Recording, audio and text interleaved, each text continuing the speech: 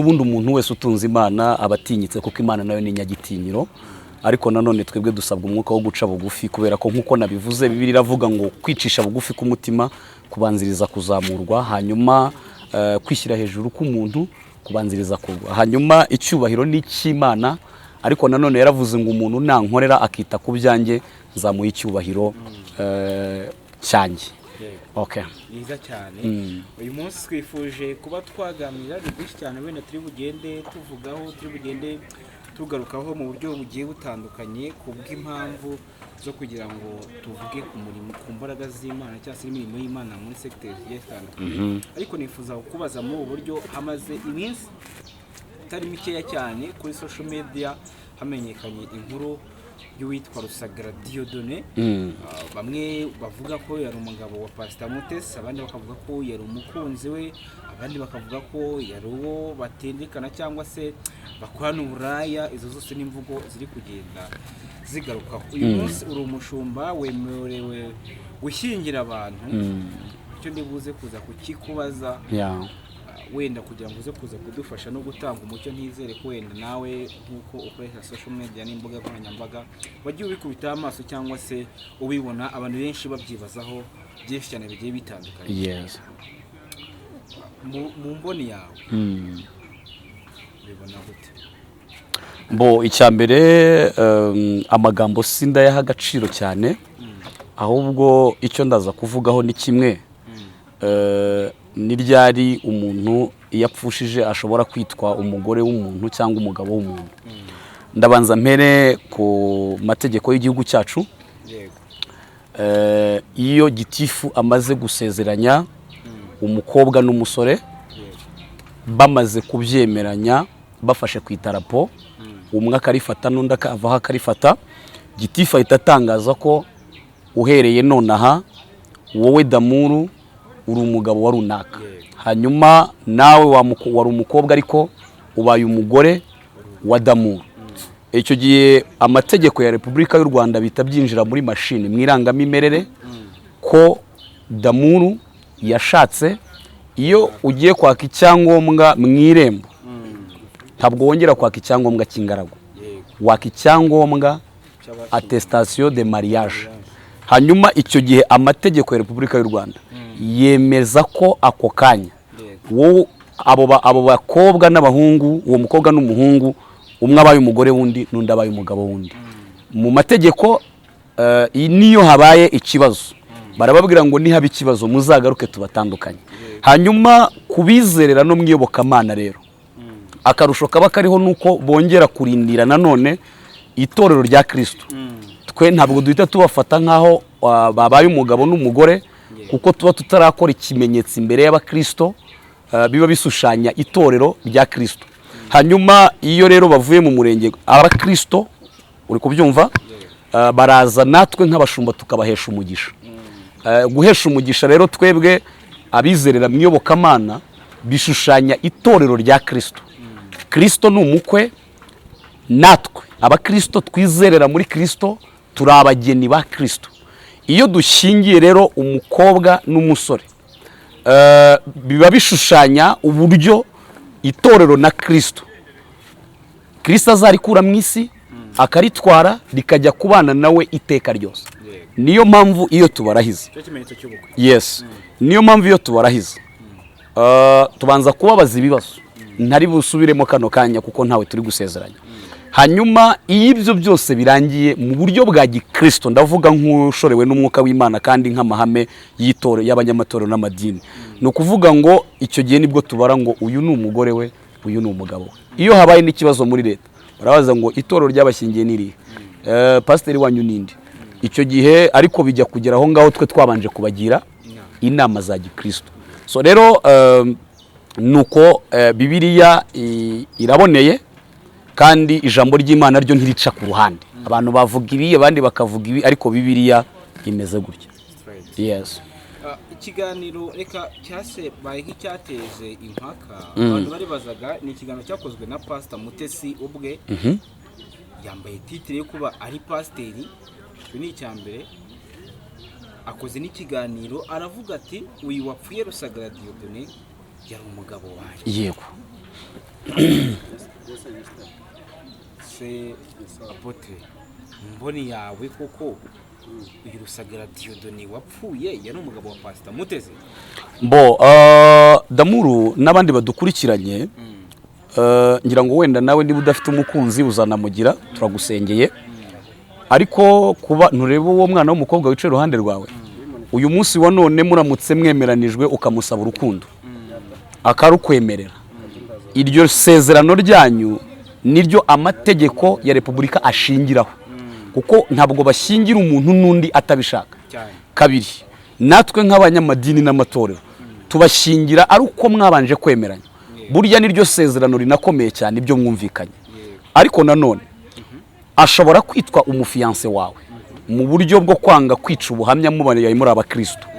Ariko noneho uramutse wagize ibyago cyangwa se n'undi yagize ibyago ariko yari afite ubukwe, barafashe irembo, barakoye, kuba waza ukambwira ati pastor uyu ni fiance wanjye cyangwa se ni umugore wanjye ariko ntiturabana, buretse gatoya, ibyo biterwa n'imyumvire yawe cyangwa se n'imivugire yawe naho mwakuriye.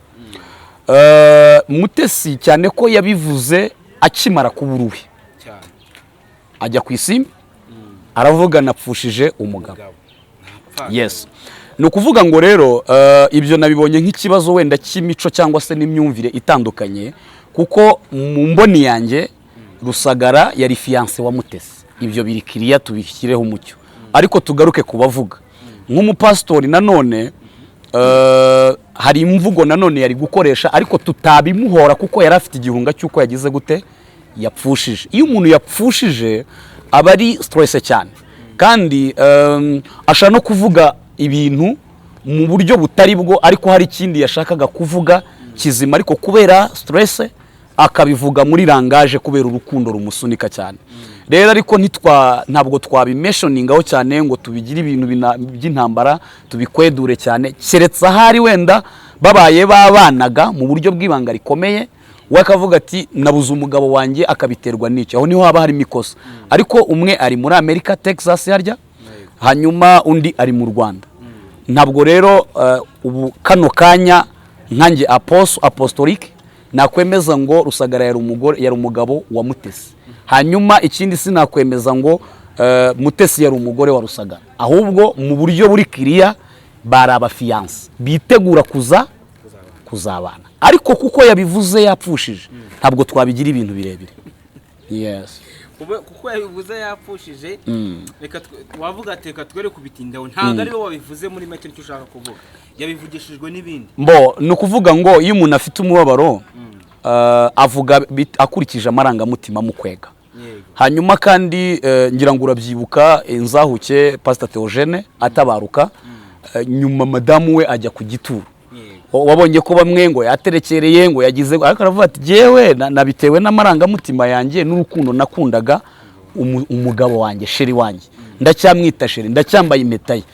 Muri we urukundo ruramwemeza ko agomba kujya ku gituro. Ibyo rero nta kosa ribirimo, ariko hari abahagurutse yapfumaguje yagize gute, urumva. Ariko nanone kubera ko harya mu byita imihanda ibingibi, aha, iyo mihanda yanyu rero nanone kubera ko ibishaka gucuruza n'abandi bashaka kuririra ku bindi, bashobora kubikwedura kugira ngo zikomeze kuba inkuru zivugwa, ariko nta biracitse yabaye.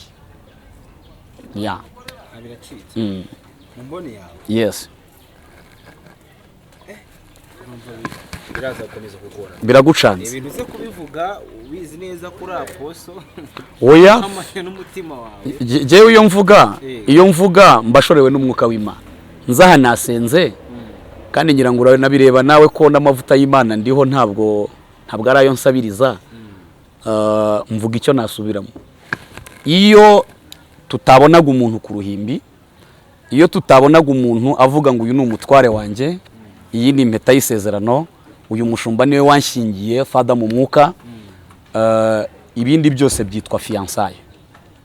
Hanyuma ikindi kuri iki nari mvuze, iyo umuntu yapfushije mu nsengero bibaho cyane, umuntu ukamuha uruhimbi akavuga amangambure kuko yabuze mama we, akavuga n'ibitavugwa kuko yabuze mama we. n'amategeko numva umuntu aramutse avuze ibintu kubw'uko yabuze umuntu ugasobanura icyo hari uburyo amategeko ashobora kukorohereza cyane. Urakoze cyane. Ntekereza ko ari umucyo ukomeye cyane. Ese ku ruhande rumwe wenda ibyo ngibyo ushobora kubivuga ku bw'impamvu runaka kuko ku bwayo marangamutima, ariko finally bikarangira n'ubundi uteguye ikiriyo nk'ugitegurira umugabo wawe nyine watabarutse wapfuye. Ntekereza ko muri video zimaze iminsi zicaracara harimo na video y'ikiriyo cyari kiri kubera mu rugo kwa Pastor Mutesi. Musaza we afata ijambo aravuga ati iyo Rusagara yari umukwe wacu turi ba mwana. Yego. Ko ndi musaza wa Pastor Mutesi yaraje afata irembo turarimuha nk'ikimenyimenyi n'aha turi niwe. Yego.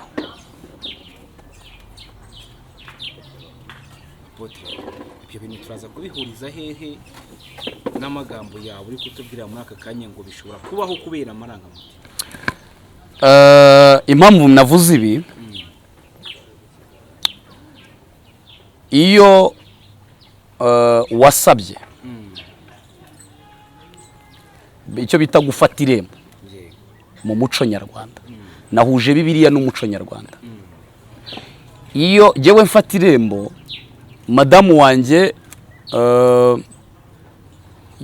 yari fiancé, ariko mama we n'imiryango bahise bavuga ko hari umuntu watanzemo gufata irembo. Iby'imiryango yavuganye icyo gihe ni nk'igihango. Unyumve neza, ntubitware ko wenda uticaranye n'abasaza sinzi, ariko unyumve neza. Ikintu bita gufata irembo no gukwa birakomeye, ariko nanone bishobora no gupfa. Niyo mpamvu navuze ngo bitewe n'urukundo ukunda umuntu ushobora kumwita icyo ushaka. None se iyo umuntu yafashe irembo kubw'urukundo ukundana na fiancé wawe, ushobora kujya ugenda uvuga ngo uriya ni umugore wanjye, uriya nawe akavuga turiya niwe umugabo wanjye, ariko ntiturabana, tuzabana tariki izi n'izi. Jewe numva usibye wenda kururu y'inaha ngaha, aramutse agiyeho hariya akavuga ati nabuze umugabo, we yari yaramaze kwisetingamo ko ari umugabo we, undi nawe yari yaramaze kwisetingamo ko ari umugore, kuko habayeho gufata irembo. Ariko nk'amategeko y'u Rwanda ntaho byari biri muri mashini, mu itorero ayoboye cyangwa ari muyobora, ntaho byari byarabaye clear imbere y'abatambyi. Icyo rero nahuje umuco nyarwanda na Bibiliya.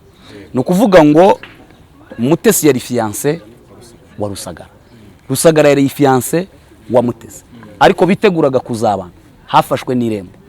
Rero kuba umuntu yakicara ahantu akavuga ati nabuze umugabo, n'uburenganzira bwe. Nabuze umugabo nkategura n'uburenganzira bwe, kubera ko damu buri muntu wese agira ukuntu abana n'undi. Nshobora guhura n'ikibazo, wari inshuti yanjye magara dukorana kuri Zimbuka, akavuga ati mu bapotre bose nakoresheje Apostle Evode ni imfura, ndumva mbabaye kugeza ku rwego numva ntazongera gucana kamera ntarakira ibikomere, ngiye gukora ikiriyo iwanjye, cyangwa se ngiye guhamagara abantu bamfate mu mugongo. Uko rero mbibona ibyo bijyanye n'ikiriyo, uko mbibona ikiriyo, nta Mutesi ntabwo yakoze ikiriyo kwa Mutera, ahubwo we yakoze ikintu cyo kunamira we fiancé we, kugira ngo akire igikomere, abone n'abantu baza kumufata mu mugongo, kuko iyo agenda akaryama agahinda gashobora kumwica cyane. Ko nk'abashumba natwe ahubwo dukwiriye gufata iya mbere tukajyayo, ahubwo ndaje ntegure nanjye nzajye kumusengera no kumukomeza. Ko byagenze biteze, kuko yabuze fiancé we, yabuze umuntu we, yabuze umuntu w'inshuti ye akunda, yabuze inkoramutima, yabuze uw'agaciro mu buzima bwe. Ikibazo kireye kuba yamwunamira. Se wapfusha inshuti ugakoresha ikiriyo, inshuti mwendaga kubana. Reka nguhe sample gatoya, reka nguhe akantu gatoya. Twigeze kuba tugiye gushyingira umukobwa, umusore ahita akora impanuka, habura iminsi ibiri ngo ubukwe bugire gute bubi. ubuse mubwiwe n'iki niba imiryango itari yariteguye, ubuse mubwiwe n'iki itariki bari barashyize. Ni ukuvuga ngo hari ibintu bikubaho ugatangira kubyisetingamo ko byabaye. Ubu iyo Imana iri kumbwira ngo uzatunga imodoka, ntangira kwisentingamo ko byabaye. Ndamutse mbonye imodoka ziri mu gihugu cy'u Rwanda zose zivuyeho, nacika umugongo nkavuga ngo zivuyeho ntaratunga iki. Kuba nafata umwanya nkavuga ngo ndumva ncitse umugongo ko ntagenze mu modoka, ikibazo kiri he? Ni ukuvuga ngo rero ibi yayobowe n'amarangamutima uko amuyoboye, ni uburenganzira bwe. Ibindi byakomatwaho kuko abantu ntibari hagati yabo, ntibari bazi itariki. Ubuse niba byabaye nyakwigendera na Mutesi bari kuzabana mu cyumweru gitaha, we mu bwonko bwe yari yamaze kwisetingamo umugabo, n'umugabo yari yamaze kwisetingamo umugore we. Cyane ko bose numvise ko bari barakoze amadivorce. Biravuze ngo rero ibindi twaseseramo ni ukwinjirira ubuzima bw'umuntu, kandi ntabwo amategeko y'u Rwanda abyemerera, abitwemerera. Kandi ikindi, kwandagaza umuntu si ngombwa. Ikindi, guharabika umuntu si ngombwa. Ikindi nuko uburenganzira bw'umuntu muri iki gihugu burubahirizwa. Umuntu yakora icyo ashaka kitabangamiye amategeko, ariko akoze ibyo ashaka nanone bisenya umwuka w'itorero, natwe twaza kubisenya hano. Ariko hano ntacyo yakoze kibangamira idini asengeramo, ntacyo yakoze kibangamira umuryango we. Imiryango yombi yarumvikanye, bafata irembo baraganira. Ibyo baganiriye nta muntu wari uhari, bafite ibyo bumvikanye. Hanyuma Mutesi na nyakwigendera bafite ibyo bari barumvikanye. Amusaba urukundo, amuha urukundo. Ririya niryo sezerano rikomeye. Ibindi byose ni ukuza gushimangira. Twebwe twitwa abahesha b'umugisha, ntabwo ngufata ku itegeko ngo nkubanishe n'uriye. Ibyo muzanye nibyo twe dushyiraho kasha. Amategeko nayo y'u Rwanda ntabanisha abantu ku mbaraga. Barabanza bakababaza ngo mwarabyemeranijwe. Iryo bari kubabaza ngo isezerano ryanyu muracyarikomeje. Iyo ngiye kugusezeranya ndakubwira ngo damuru, ngiye kugusomera amahame y'urugo, nkubwira uko uzitwara, namara kuyasoma nkakubwira ngo urumva uzabishobora. Uramutse uvugiye hari imbere y'abantu uti ndumva mbivuyemo, nahita nzinga ibitabo nkasubira mu mwanya nkabwira ni umuhango wari ugiye kubera hano urasubitswe. Bivuze ngo rero ubundi sezerano niki? Ni ikintu uvugana na fiancé wawe muri babiri mukacyemeranya. Hari Imana ibiri hagati yanyu. Itorero abanyepolitike cyangwa se leta bashimangira ibyo mwe mwabashyiriye, kuko leta ni umubyeyi, itorero naryo ni umubyeyi. Ababyeyi rero bahesha umugisha abana. Niyo mpamvu rero navuze abantu ntibamutera amabuye cyane ngo ntibabanye ngo ntibagize. Ni uburenganzira bwo kuvuga uko abyumva, icyo yumva cyabohora umutima we, ahubwo bamureka kivuge abohoka umutima. Keretse nyakwigendera abaye yari afite isezerano muri Texas, muri leta ya Texas, umugore babanaga bakaba nta divorce bakoze, ahoho Pastor Mutesi yakwitwa undi, ntavugiye ku rurimi rwanjye. Ariko mu makuru nanjye numvise kuri iyi mihanda yanyu nuko yaba uri muri Amerika yaba nuri naha, nta tegeko rimubuza gushakana n'undi. Kuki abandi bamubuza uburenganzira bwe? Kuki abandi bamubuza kuvuga uko abyumva mu mutima wiwe? Ariko ntago twebwe twakwemeza ngo uyu yari umugore we, uyu yari umugabo. Ariko ni uburenganzira bwe kuvuga uko abyumva, ni ururimi rwe, abifitiye uburenganzira kuvuga ngo ngiye gukora ibi nibi. Ubuse abantu baramutse babigize intambara, uyu mwene data fiancé we akaba aramubwira ati nibiba uzanyunamire, bakabivugana ari babiri. Hanyuma abandi tukaza kuboroga ahangaha tutazi n'ibyo tuborogera. Urumva isezerano riba hagati y'abantu babiri. Ariko Bibiliya cyangwa se n'amahame yacu nk'abanyarwanda, mu muco nyarwanda umuntu yitwa umugore wundi ari uko byahawe umugisha n'igihugu, kugira ngo nihaba n'ikibazo amategeko azabona uko abatandukanya. Ngira ngo ujye ubona ibibazo by'abadamu, umudamu abyarana n'umugabo, umugabo akazagera akabona ntibihura, akamuvaho agasezerana n'undi. Kuki amategeko atanga kumusezeranya? Nuko bareba muri mashini, nta kindi. ndi ingaragu. Icyo gihe bakubara nk'ingaragu ariko babana bagira uburenganzira. So rero umucyo uhari ndabisubiramo no kurikiranuka nabivuze no kurizamuka nabivuze nuko fiancé wa Mutesi niwe watabarutse. Mutesi yari fiancé wa Rusagara, hanyuma Rusagara yari fiancé wa Mutesi. Nibyo nta bindi, ibindi abandi bazamura nibyo yaba yavuze. Ntabwo turi wenda ngo tubisenye, turabyubahira mu marangamutima y'umuntu wapfushije umuntu we. Ariko umucyo hari n'ubu. Abantu benshi bari kubitera amabuye bashingiye ku izina pasiteri. Kavuga ati kuki umuntu avuga ko ari pasita Mutesi we ubwe akavuga ko umuntu ari umugabo we kandi batarabana, batarashyingiranywe, bataragiye mu murenge, bataragiye mu itorero. Ese barishingiye kuki abikorera nka pasiteri yabikora nka Mutesi? Ko ntekereza ko wenda ntibaze kubyumva nabi n'inkoresha ijambo, abantu nk'abantu bicuruza, uwo bararanye wese aravuga ngo ni umugabo wanjye, uwo musanganye wese avuga ati rekera umugabo, akavuga ati abivuze nka Mutesi yafatwa nk'ubundi nk'abandi bose bavuga ati mundekera umugabo. Ariko kubivuga nka pastor Mutesi rya zina kirifite kitagiyambuye akaba ari byo biri kugaragara. None se urashaka kuvuga ko pasiteri adafite umutima ukunda? Ese abo ngabo babivuga bo barashaka kuvuga ko pasiteri atateshuka ngo avuge wenda ikintu kubw'ibyago yagize? We niwe ufite intego kandi azi icyo ashaka, azi n'icyo aharanira.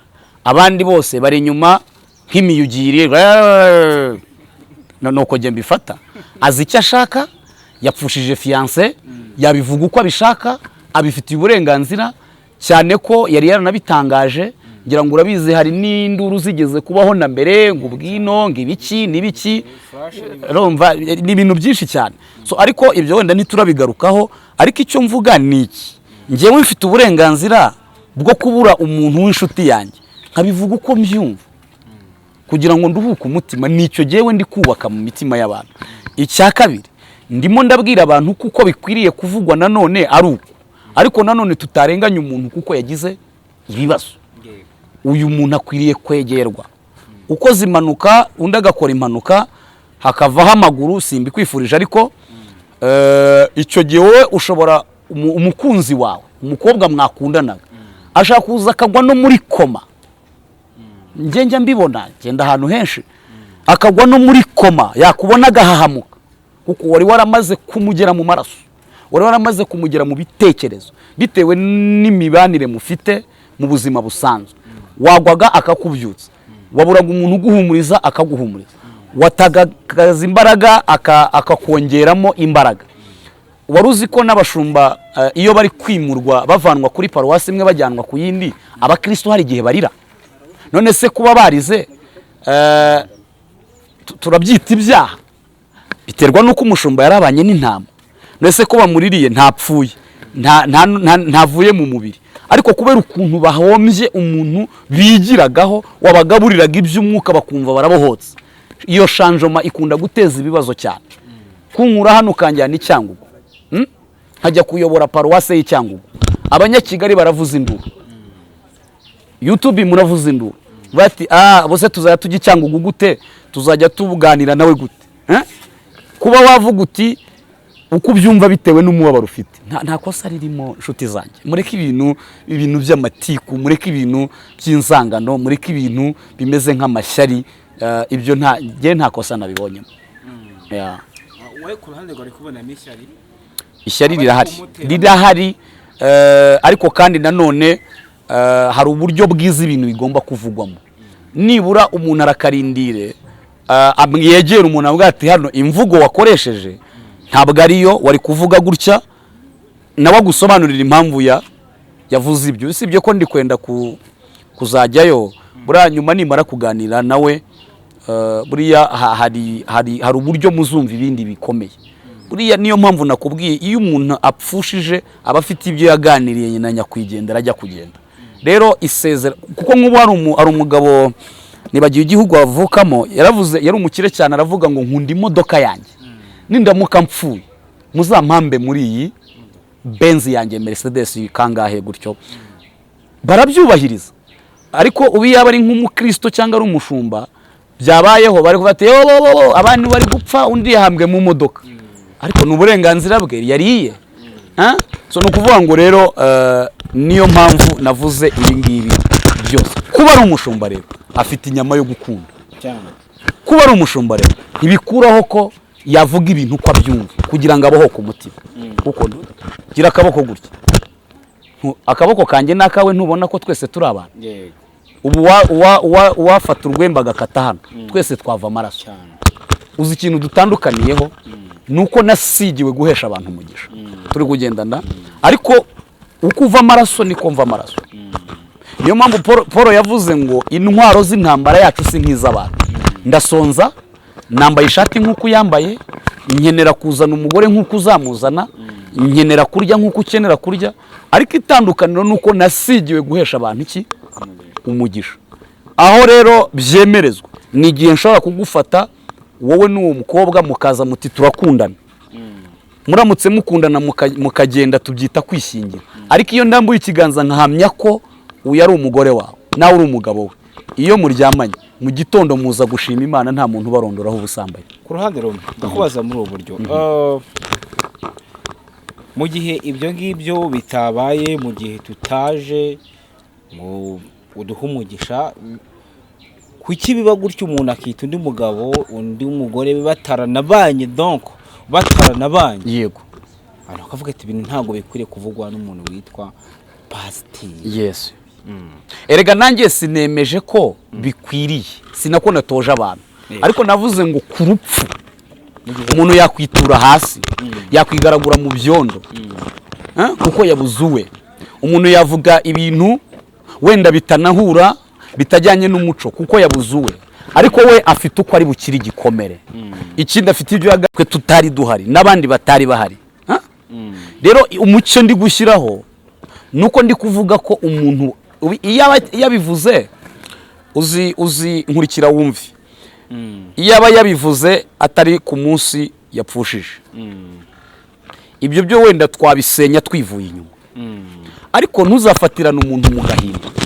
Wari uzi ko ubu bashobora kugufata utakoze icyaha nko mu bihugu wenda bitagira amategeko, bagutunga imbunda ukemera ibintu utari kwemera kubera ubwoba.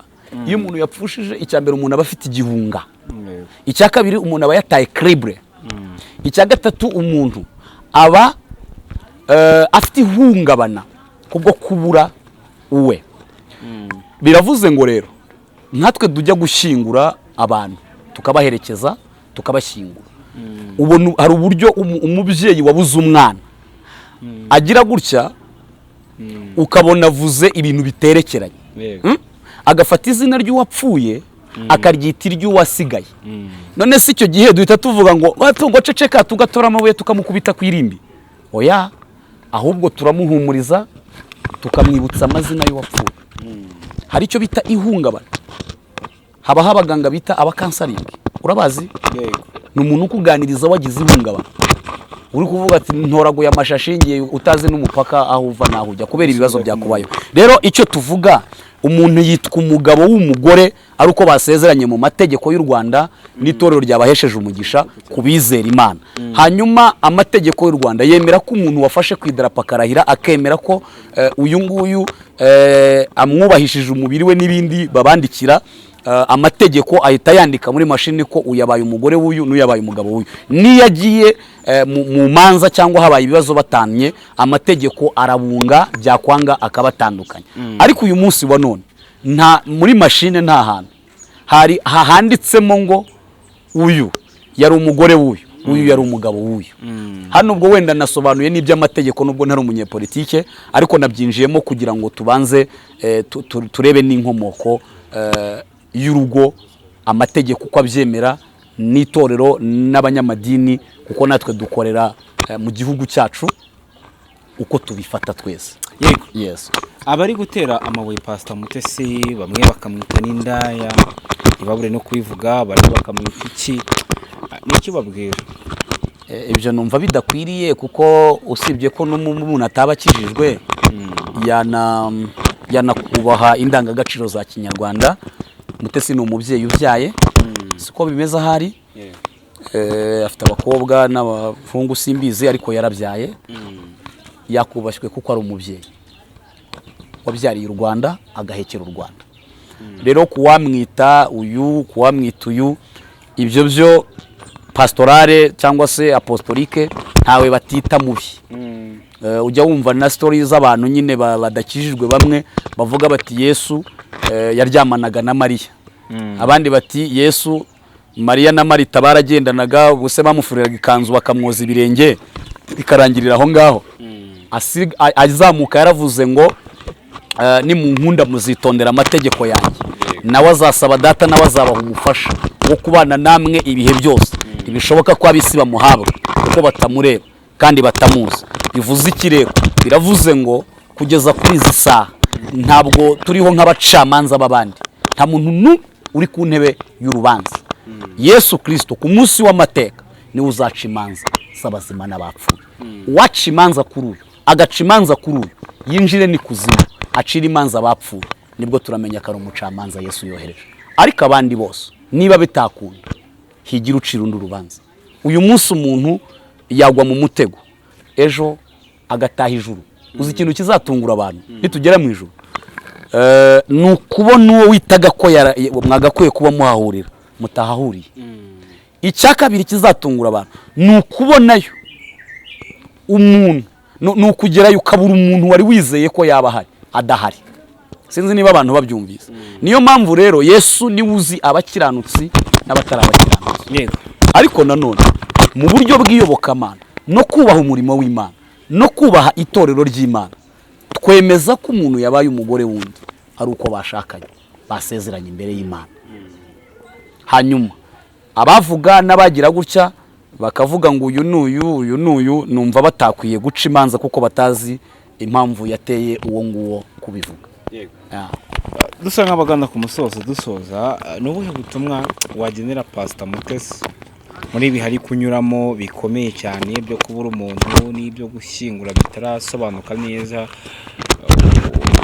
kandi hakakirwaho n'amabuye ari guterwa n'abandi avuga ko ari inshuti ze cyangwa se avuga ko ari abo bafatanyije umurimo? N'ubuhe butumwa wamagenera? Icya mbere, abantu nibareke kuba ku mubiri wa Kristo, kuko uheruka kumva inkuru zati Joshua cyane niko kuzumva. Waruzi impamvu iyo umuntu uri mu gisata cy'iyobokamana apfa, hanyuma nyuma y'urupfu rugaherekezwa n'ibintu byinshi? Waruzi impamvu? Abadukurikiye nabo ndatekereza ko batari bayizi. Satani ikuzimu hamwe n'abadayimoni, iyo abadayimoni bafite inyota basaba Satani, duha abantu, duha amaraso yabo, turashonje.